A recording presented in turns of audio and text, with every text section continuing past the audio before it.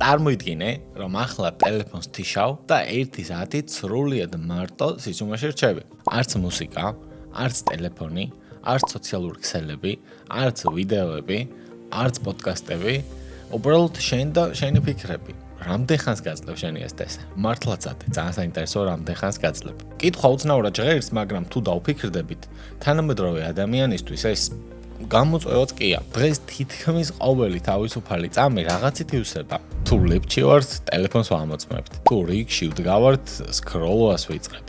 თუ რამოდენიმე წუთით მოვიწყენთ, მაშინვე ახალ ვიდეოს ვრთავთ. თითქოს ბევრს უკვე დავიწყდა კიდეც, როგორია საკუთარ ფიქრებთან მარტო დარჩენა.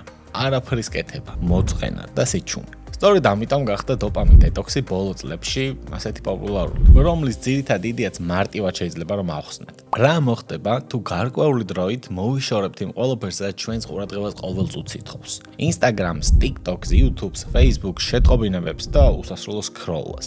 რა მოხდება ამის შემდეგ? მართლა გაუმჯობესდება კონცენტრაცია? იქნებ დოპამინ დეტოქსი უბრალოდ კიდევ ერთი პოპულარული ინტერნეტ ტენდენციაა, რომელსაც რეალურად არ აქვს ეფექტი. დღეს მოგიყვებით თუ რას ამბობს მეცნიერება და რას აღწერთ ადამიანები, რომლებმაც ეს ექსპერიმენტი საკუთარ თავზე მეტნაკლებად გამოვცადეთ და რა შეიძლება დაემართოს შენს ტვინს თუ სოციალურ ქსელებს 30 დღით გამორთო. ვიდრე უშუალოდ 30 დღიანი ექსპერიმენტის განხილვაზე გადავალთ, ერთი პატარა ექსპერიმენტი აქვე ჩავატაროთ. შედი შენი smartphone-ის სეტინგებში, შეამოწმე screen time-ი და დაგვიწერე კომენტარებში საშუალოდ რამდენი საათი გაქვს გატარებული ტელეფონში დღეს ან გასული კვირის განმავლობაში. კვლევების მიხედვით, ბევრ ქვეყანაში საშუალო screen time არის დაახლოებით 4-6 საათი შუალედში. თუმცა ეს ციფრი ასაკისა და ცხოვრების სტილის მიხედვით მნიშვნელოვნად იცვლება. გამოდის, რომ წელიწადში დაახლოებით 2 თვეს ვატარებთ ეკრანის ყურებაში და ამ დროს უდიდესი ნაწილი უმეტეს შემთხვევაში ალბათ სწორედ სოციალურ ქსელებზე მოდის. პრობლემა ის არის, რომ როცა ამ საათებს ეკრანთან ატარებ, შენი ტვინი რეალურად კი არ ისვენებს, არამედ უზარმაზარი რაოდენობის ინფორმაციას ამუშავებს. ყოველი ახალი პოსტი, მოკლე ვიდეო თუ მიღებული შეტყობინება ტვინისთვის არის ახალი სტიმული, რომელიც მას მუდმივ მზადყოფნაში ამყოფებს. იმისათვის, რომ გავიგოთ, რატომ არის რთული ამ ციკლიდან გამოსვლა, უნდა შევხედოთ ერთ მთავარ ნეიროტრანსმიტერს. დოპამინს, რა თქმა უნდა, ვიდეოს სახელით ხო არის დოპამინ დეტოქსი. ხშირად ფიქრობენ, რომ დოპამინი არის სიამოვნების ჰორმონი. თუმცა რეალურად ის უფრო იმ მოლოდინთან არის დაკავშირებული, რომელსაც ტვინი ჯილდოს მიღებამდე განიცდის. დოპამინი გამოიყოფა მაშინ, როცა ტვინი ელოდება, რომ რაღაც ახალს, საინტერესოს ან სასიამოვნოს აღმოაჩენს. სოციალური ქსელების ალგორითმები ზუსტად ამ პრინციპზე აგებული.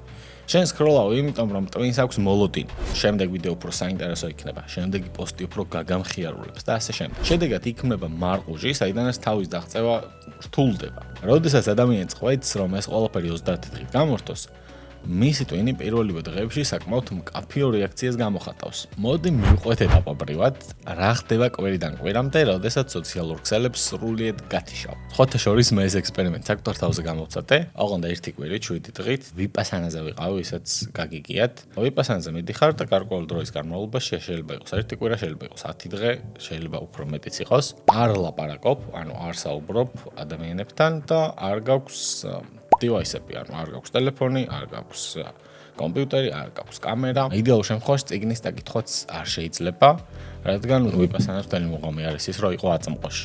რაღაც კუთხით იგივე დოპამინ დეტოქსი გამოდის, ოღონდ საერთოდ სხვა რაღაცისთვის არის მოგონილი, მაგრამ იგივე ფუნქციას ასრულებს და ამჟამად მაქვს ხოლმე გარკვეული პერიოდები, როცა რუტინას ვასრულებ.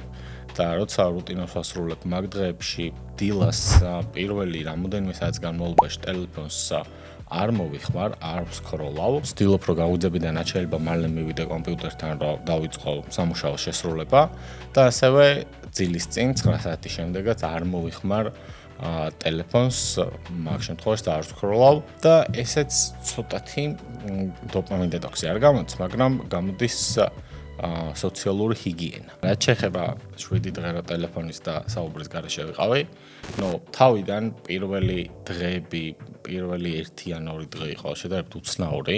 აღმოაჩინე, რომ ჩემს ხელს ჰქონდა ავტომატური ჩვევები, მაგალითად გაღვიძებისას ეძებ ტელეფონს, დაძინებისას ეძებ ტელეფონს. ასევე როცა არაფერი არ გქონდა გასაკეთებელი, მაშინაც დისკომფორტი ჩნდებოდა, რომ ტვინი ითხოვს ავტომატურად გარე ინფორმაციას, რომელსაც ვერ იღებს და როცა ამ ინფორმაციის ნაკადს ვერ იღებს, გაქვს მოწყენილობის შეგრძნება. მიღწევა თავიდან დრო ძალიან ნელა გადის, თუმცა რამოდენიმე დღის შემდეგ ალბათ და მესამე-მეოთხე დღიდან ეს იმპულსები ნელ-ნელა ქრება და პირიქით ტვინში არსებული ხმაური ხრება, უფრო მეტი სიმშვიდე გაქვს და გიბრუნდება ფოკუსი. ყველაზე მთავარი რაც არის. იმიტომ რომ შემდეგ რომ ჩამოვედი ვიპასანადან, როცა ვიწყებდი მუშაობას, ყურადღება აღარ მეფანტებოდა, აღარ მქონდა მუდმივი სურვილი რომ გამეწყვიტა პროცესი და ეკრანისთვის დამეხედა, უფრო მარტივად შემეძლო deep სიღრმისეული ტასკების შესრულება. ჩემმა ექსპერიმენტმა აჩვენა, რომ პირველ დღეებში გაქვს ბარიერი, პირველი რამოდენიმე საათი არის ყველაზე რთული, ალბათ ტელეფონის ჩაბარებამდე, მაგრამ მოდი დავუბრუნდეთ თავარ კითხვას. რა ხდება მაშინ, როცა ადამიანი სოციალურ ქსელებს და მუდმივ სტიმულაციას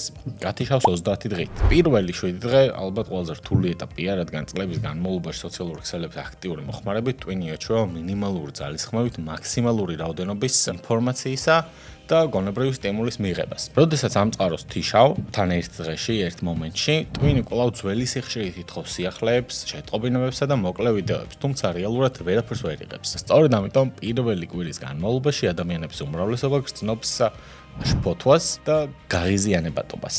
ალბათ შფოთვა უფრო გამოხატული შეგრძნება მაგ დროს, რადგან გგონია, რომ რაღაც ისეთი უნდა იცოდე, რაც ხდება და არ იცი. მეორე კვირიდან სურათი იცვლება, როდესაც ტვინი ხვდება, რომ ზედმეტი სტიმულაცია და დოფამინის წყარო აღარ არსებობს, ის იწყებს თავდაცვითი მექანიზმების ჩართვას. პრაქტიკულად კი ეს იმას ნიშნავს, რომ გარე სამყარო ნელ-ნელა უფრო საინტერესო ხდება. ანუ შენს გარშემო რაც ხდება, ნამდვილი სამყარო უფრო საინტერესოა. ის ქმედებები, რომლებიც პირველ კვირას აუტანლად მოსაწყენი გეჩვენებოდა, ახლა ინტერესით წევს. მაგალითად, მეორე კვირის ბოლოს ადამიანები ხშირად აღნიშნავენ, რომ ბევრად უფრო მარტივად ახერხებენ ფოკუსირებას ერთ კონკრეტულ საქმეზე. იმას დამჩნევენ, რომ საკვების გამო უფრო მკაფიოდ აღიქმება, რადგან ყურადღება აღარ არის რაიმე სხვაზე გადატანილი. პირობითად TikTok-ის ვიდეოებზე ან რაღაც სხვაზე არ გინაწილდება ეს ყურადღება. მარტივად რომ ვთქვათ, გონება სწავლობს სიამოვნების მიღება სტაბილური ნელი პროცესებისგან. მესამე კვირა ხშირად ის პერიოდია, როცა ყურადღების მუდმივი გაფანტვა საგრძნობლად იკლებს. თანამედროვე ციფრულ გარემოში ადამიანის ფოკუსი ჩვეულებრივ ყოველ რამოდენიმე წუთში ერთხელ წყდება. ხან ნოტიფიკაციით, ხან უბრალოდ ტელეფონის შემოწმების იმპულსით და ამ ეტაპზე ბევრ ადამიანს უკვე უფრო დიდხანს შეუძლია უწყვეტი კონცენტრაცია და სწორედ აქ იწყება ნამდვილი deep work-ი, ანუ სიღრმისეული მუშაობის ფაზა. როცა აღმოაჩენი, რომ საქმეს, რომელსაც ადრე მთელ დღეს ანდომებდი, რადგან პარალელურად სოციალურ ქსელებში გიწევდა ჩახედვა, იხედებოდი უფრო სწორედ ან ყურადღება გეფანტებოდა,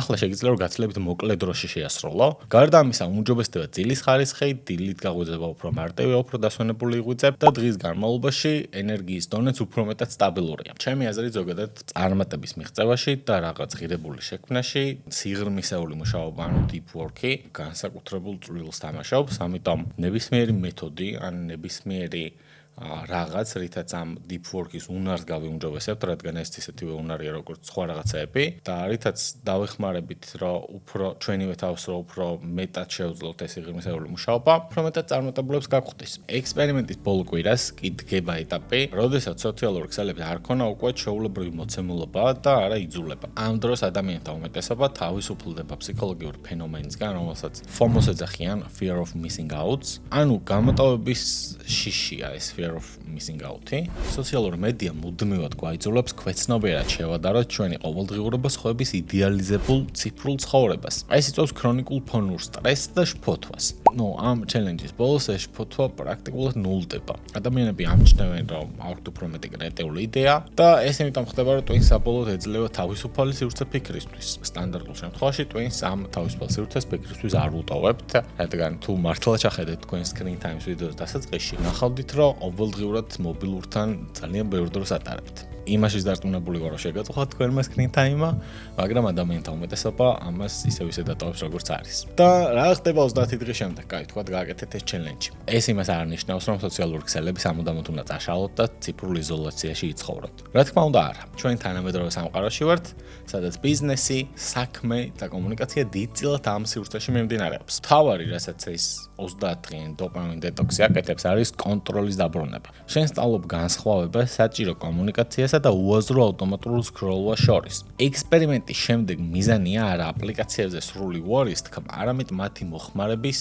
კაცრი ჩარჩოების დაწესება. ეხლა მე მაგალითად ვიდეოს თავში რაც გესაუბრეთ, მაქვს ჩემი მკაცრი ჩარჩოები, როდის უნდა გამოვიყენო ტელეფონი და როდის არა მაგაზე. ჩემ შემთხვევაში რაც უკვე გითხარით, იდეალურად მუშაობს თუ დილას არ ვიყენებ ტელეფონს, მინიმუმ პირველი 1 საათი. უმჯობესი იქნება რომ პირველი რამოდენიმე საათი არ გამოიყენოთ და აუცილებლად საღამოსაც არ უნდა გამოიყენოთ 9 საათის შემდეგ მაგალითად. ან 10 საათს მე არ ვიცი როცა მიძინებთ დაახლოებით მაგ დროს. რადგან თუ შეადარებთ დილის დაწყებს 2 ვარიანტ, სადაც ერთ შემთხვევაში არ იღებთ ტელეფონს, არ სკროლავთ და უბრალოდ მიდიხართ კომპიუტერთან, ჯდებით დაკეთებთ თქვენ საქმეს. ბევრად უფრო პროდუქტიული იქნებით, ბევრად უფრო ღირებულ რაღაცას გააკეთებთ, ვიდრე მეორე შემთხვევაში, როცა დილას იწყებთ სკროლვით, შემდეგ იწყებთ მუშაობა, შემდეგ რეალურად შიგადაშიგ ისევ სკროლავთ. ფაქტიურად მუშაობის ილუზიას იქმნიან ზოგადად ხანდახან მასე ადამიანები და ღირებული რაღაცების გაკეთება უჭირთ. თქვენ თუ გიცდიათ მსგავსი ციფრული დეტოქსი, ან საერთოდ რამდენ ხანს გაძლებდით სოციალური ქსელების გარეშე? გაგვიზიარეთ თქვენი აზრი კომენტარებში და არ დაგავიწყდეთ ჩვენი არხის გამოწერა. როგორც ამბობენ ხოლმე სტანდარტულად, რომ აქ რაღაც რამ მოანათებენ ჩვენი არხის ამდენ მაყურებლების ამდენ პროცენტს არ გამოუწერია ჩვენი არხი, ეგ სტატისტიკა არ შემოწმები, ამიტომ უბრალოდ გამოიწერეთ ჩვენი არხი და დაელოდეთ მსგავს სასარგებლო ვიდეოებს.